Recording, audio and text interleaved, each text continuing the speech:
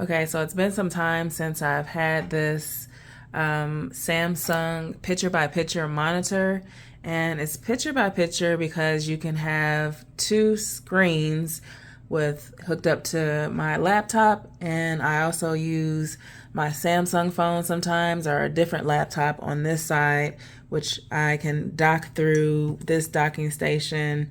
This is what I use to hook up my phone. This is the Dock Tech. So I would have two different devices on one monitor. So that's why I got it.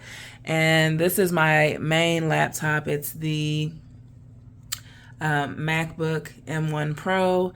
And this is a 14-inch. And I'm hooked up to this with this HDMI here.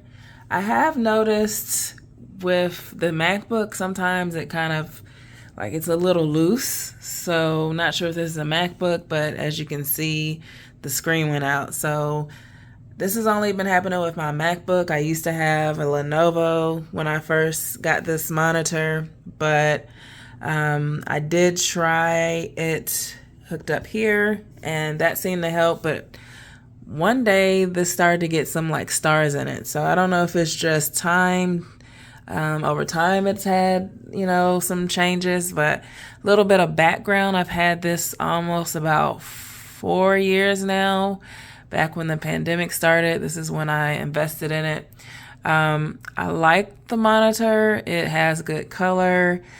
The only thing I don't like is this little turning kind of thing down here. This is how you get the menu, and it is over time it has kind of wear, and so sometimes when I try to hook up the second device and I try to go to picture by picture, it just doesn't, let's see,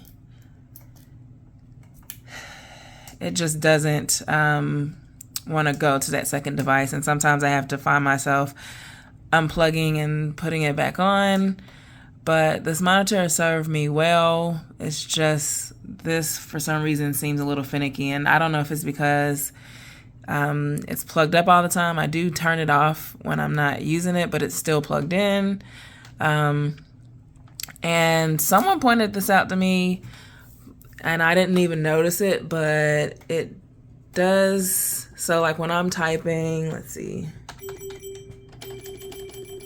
Like it does do a little shaking, but it doesn't bother me. Someone that pointed it out said that they put something here to keep it from, going back and forth.